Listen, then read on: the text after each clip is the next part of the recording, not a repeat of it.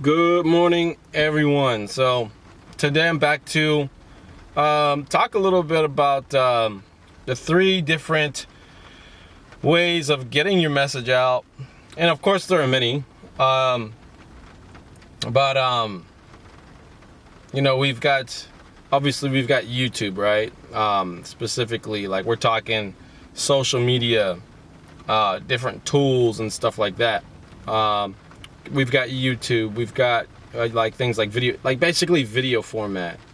Okay, you've got Livestream, which I believe is on Twitter. I believe Instagram has it, and also Twitter, and also Facebook. Then we've got blogging. So we've got vlogging, blogging, and we've got Livestream. So, I always try to like weigh certain things out to kind of try to find like which one is better. I can only speak from experience. I would say like vlogging, you kind of have to go over stuff. You kind of have to rehearse stuff before you actually talk about it. And then you could make like mistakes. I've gone back so many times and had to do another take on certain videos that I do. So that's kind of what I've experienced with vlogging. Then you've got blogging, okay, which I think is pretty cool because, and blogging is not dead, by the way. For those of you who think blogging is dead, it's not. It's still, because you have to understand something, like when it comes down to like metadata and stuff like that, the YouTube engine is going to crawl all over the place. So if you're talking about a certain subject, or whatever subject that might be, Google or whatever search engine is going to pull up the most relevant information for what the person who's searching for that topic. It's going to find the most relevant information. So let's say, for example, if you've got information, let's say dog training school, right? And you're the only one that's talking about a certain topic regarding dog training, okay? You're going to come up first before anyone because nobody else is talking about it.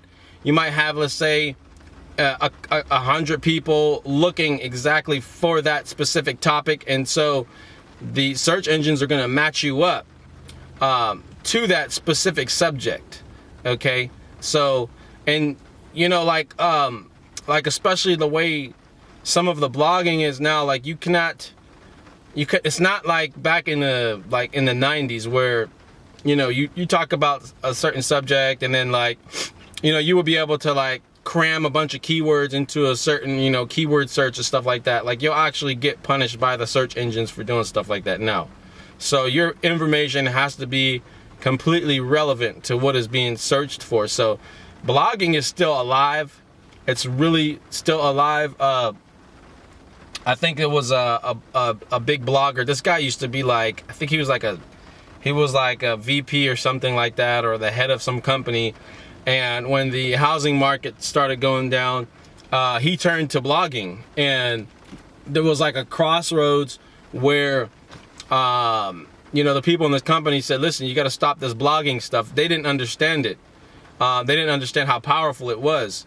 And he said, no, listen, he said, like, our company depends on this. If we don't do it, our company is going to go under.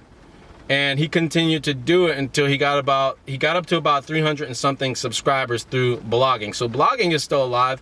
One thing that I like about blogging is that you can actually think about what you're going to talk about before you type it into your blog. If there's certain, you need to go and look through a thesaurus or something like that, or a dictionary, to kind of look up what you're about to put down before you do it. You could do that.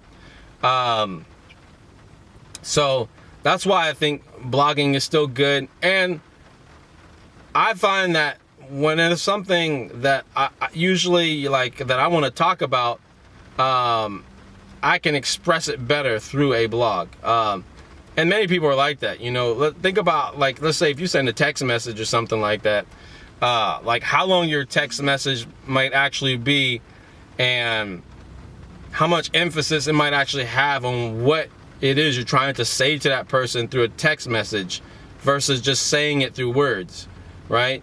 I think you're better able to more articulate yourself through blogging.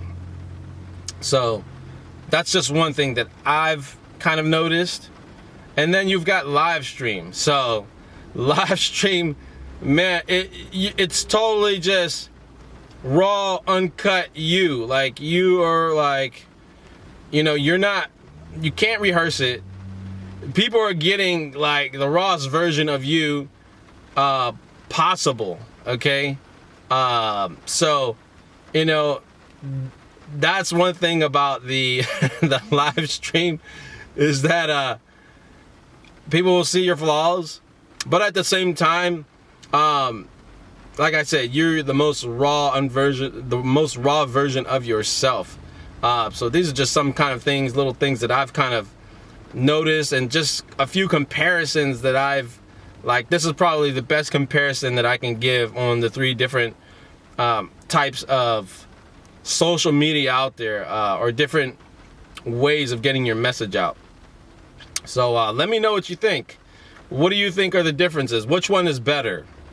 Vlogging, blogging, or live stream? Tell me, and put it down in the comments section below.